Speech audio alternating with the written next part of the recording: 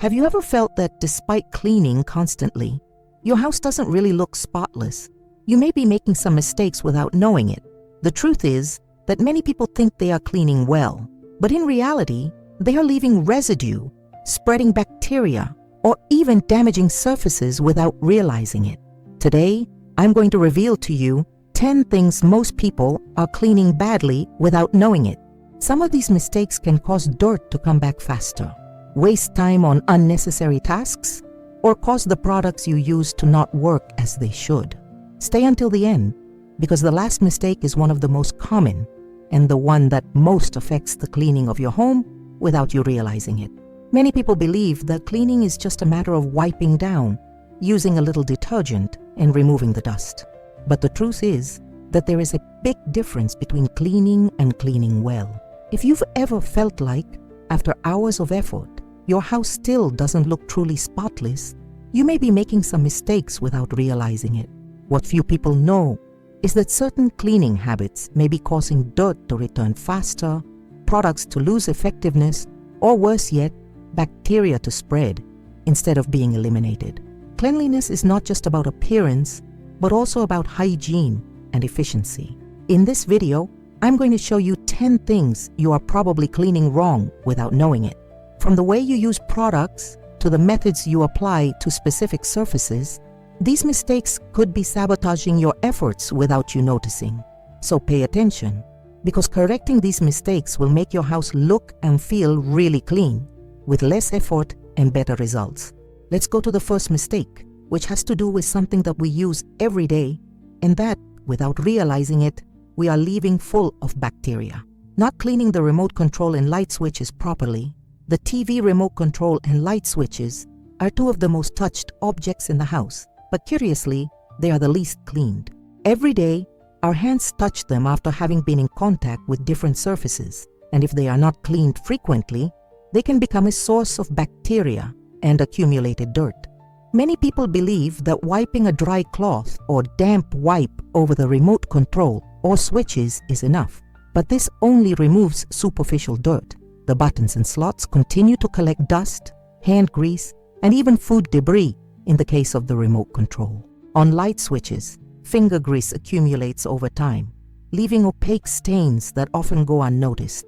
To properly clean these objects, the ideal is to use a microfiber cloth moistened with a mixture of water and isopropyl alcohol.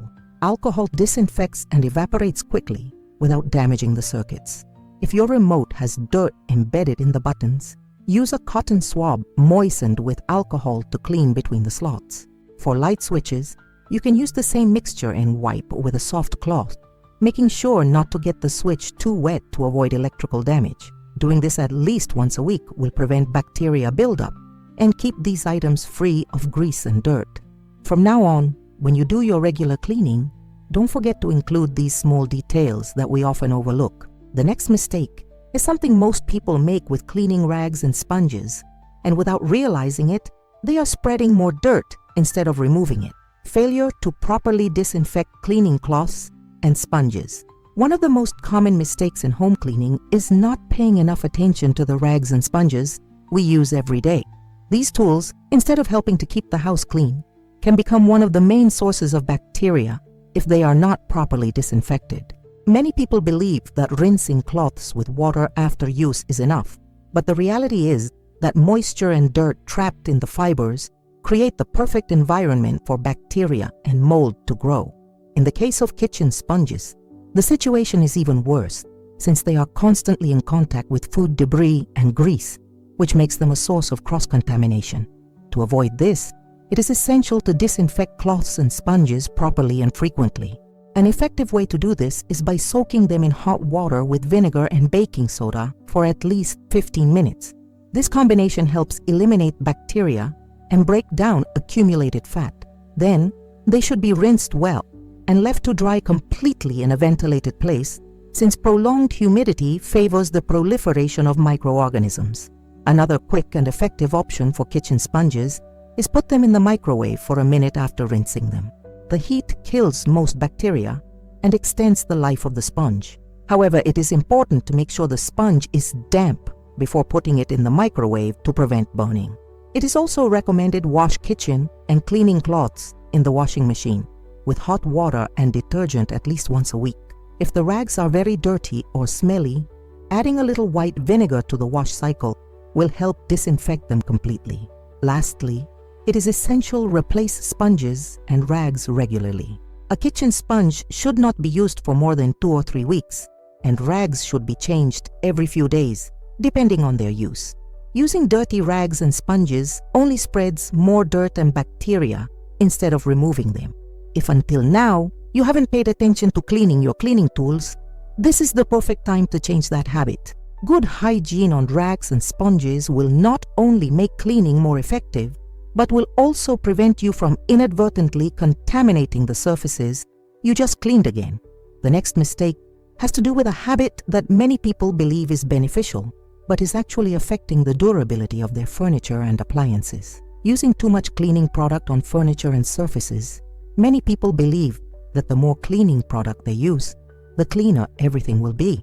However, applying too much detergent, disinfectant, or polish to furniture and surfaces is not only unnecessary, but can have the opposite effect to the desired one. Instead of removing dirt completely, excess product can leave a sticky residue that ends up attracting more dust and grease over time. One of the most common mistakes is spraying large amounts of cleaners on wooden furniture, countertops, glass, or appliances, expecting the product to do all the work. But what really happens is that the product builds up and leaves a film that not only dulls the surface, but also makes it difficult to clean in the future. In the case of aerosol products, they are often applied directly to the surface instead of on a cloth, which causes unnecessary buildup in certain spots. To avoid this problem, the key is to use the right amount of product and apply it correctly. Instead of spraying directly onto the surface, it is ideal to spray the cleaner in a microfiber cloth and then pass it over the furniture or countertop. This not only distributes the product better, but also prevents unnecessary buildup and reduces the risk of leaving marks. In the case of glass and mirrors, using too much product can leave residue and marks that are difficult to remove. The best way to clean them is to use a small amount of glass cleaner or vinegar diluted in water and wiping with a dry microfiber cloth immediately afterwards to avoid streaks.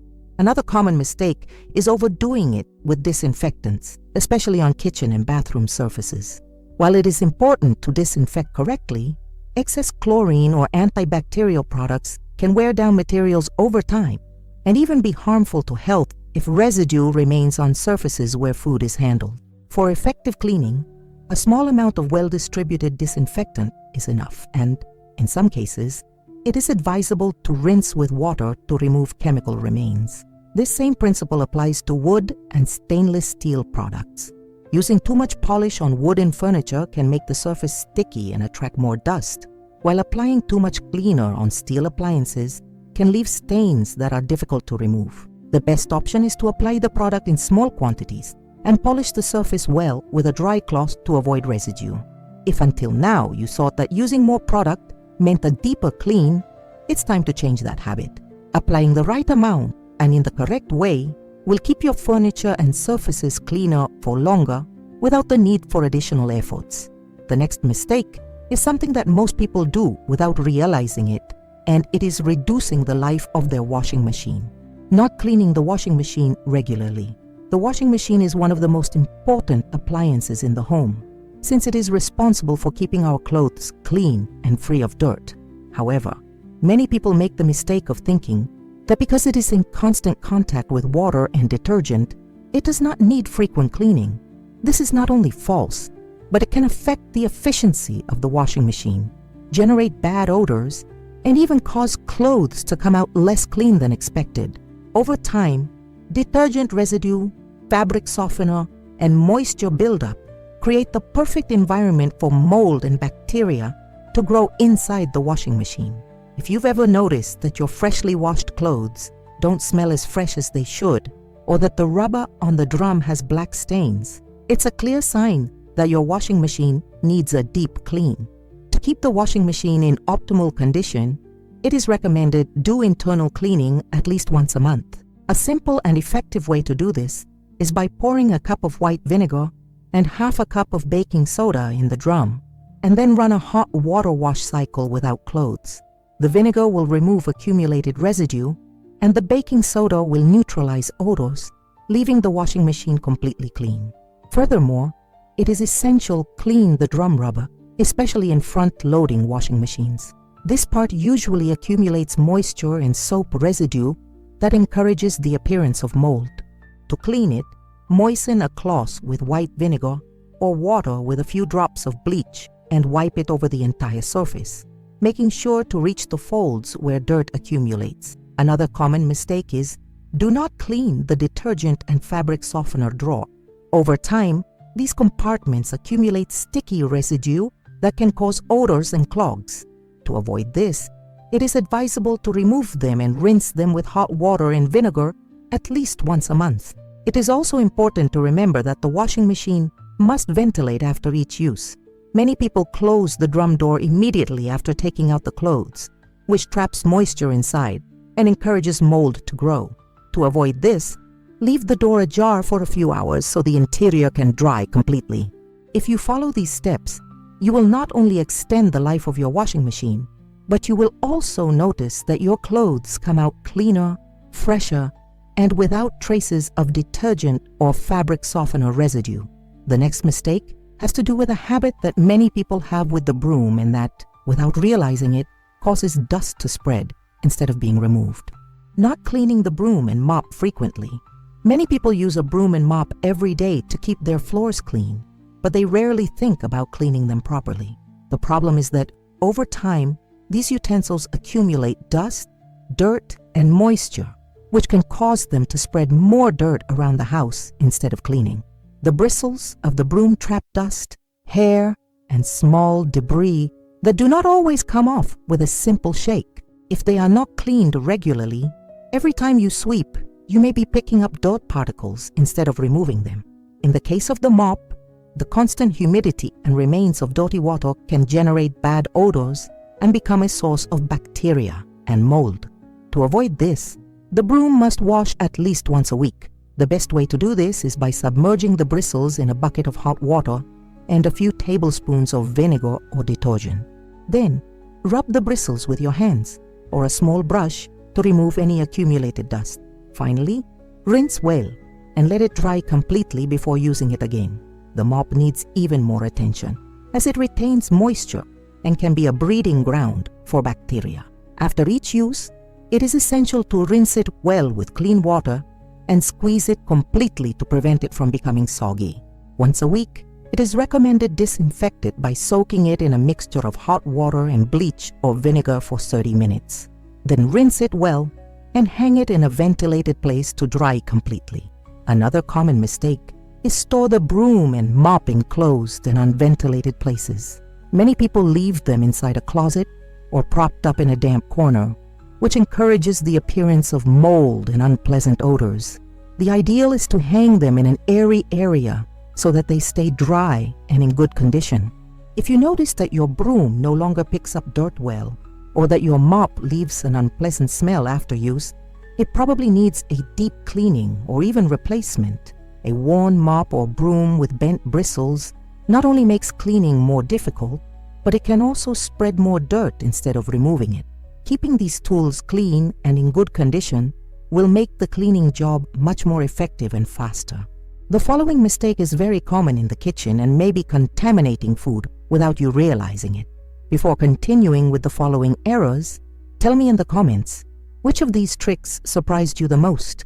Are there any that you already applied or one that you didn't know you were doing wrong? I would love to read your experience. And if you like this type of content, subscribe to the channel so you don't miss out on more cleaning tips that will help you keep your home spotless, easily and effectively.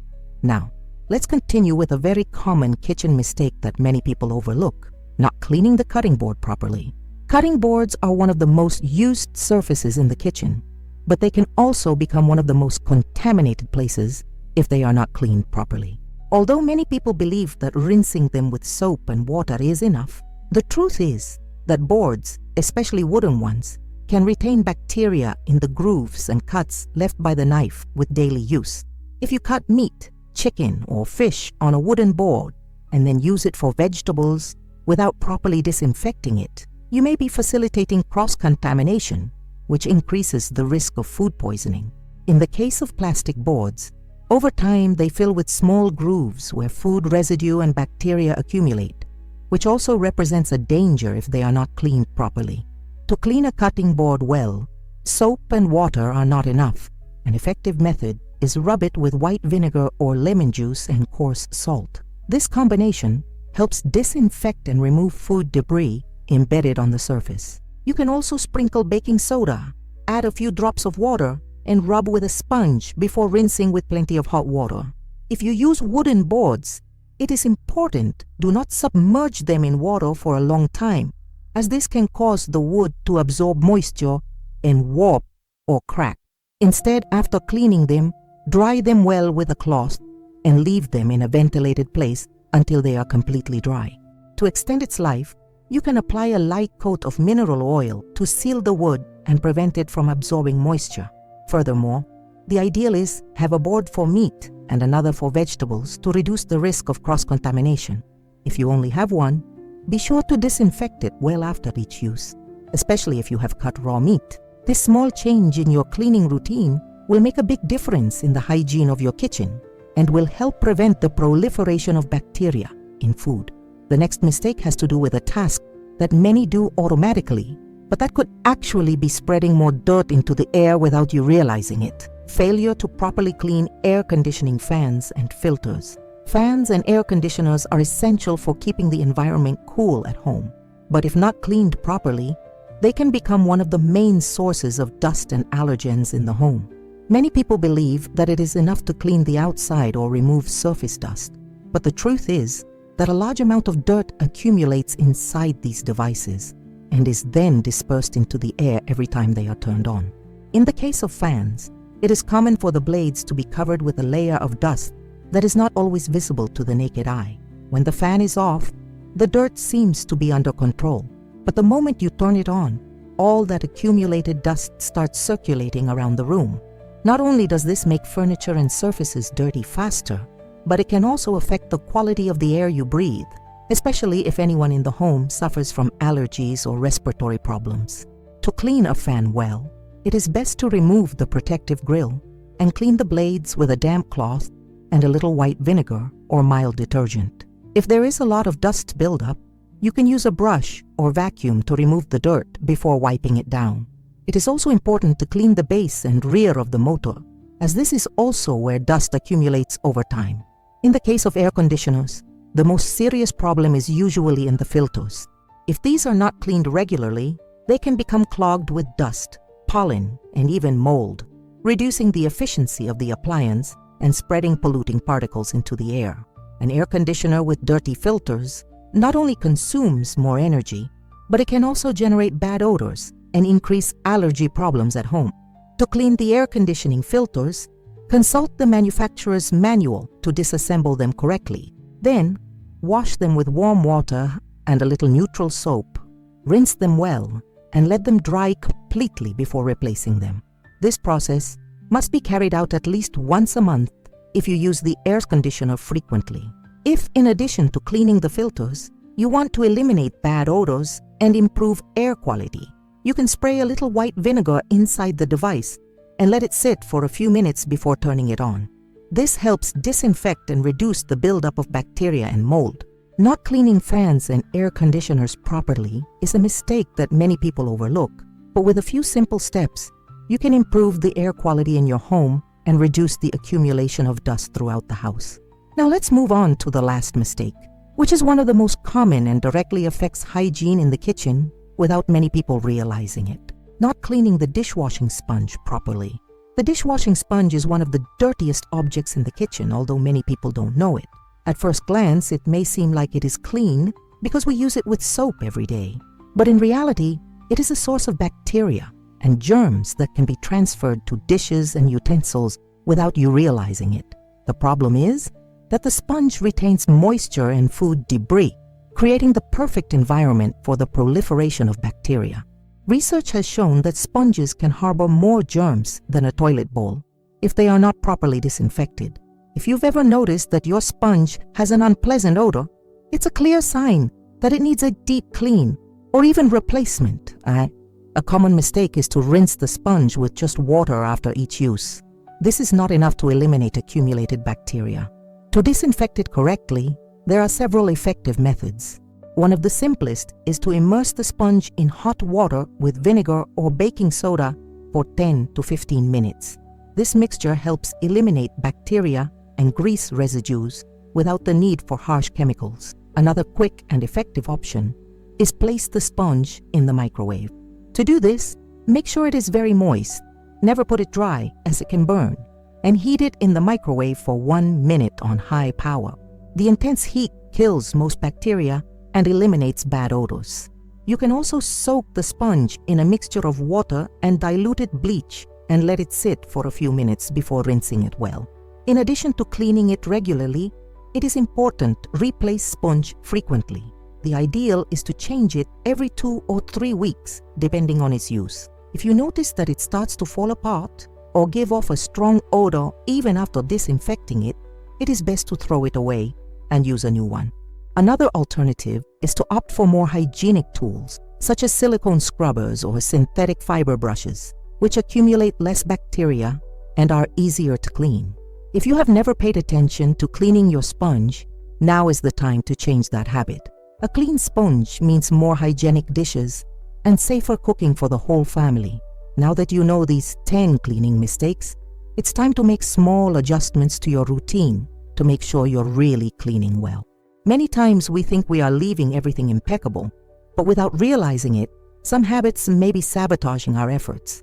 Correcting these errors does not mean that you will have to spend more time cleaning, quite the opposite. If you apply the correct techniques, you will notice that cleaning will be more efficient and last longer, preventing you from having to repeat the same task over and over again. From properly cleaning the utensils you use every day, such as sponges and rags, to making sure you're not spreading dirt instead of removing it, each of these tricks will help you improve the hygiene of your home without extra effort. Furthermore, by avoiding the accumulation of bacteria in the most forgotten places, you will be protecting your health and that of your family. Now tell me in the comments, which of these mistakes surprised you the most? Are there any that you already applied, or one that you never imagined you were doing wrong? I would love to read your opinion and know if this content has been useful to you. And before you go, subscribe to the channel and activate the bell to continue discovering more cleaning tricks that will make your life easier. See you in the next video with more tips to keep your home spotless.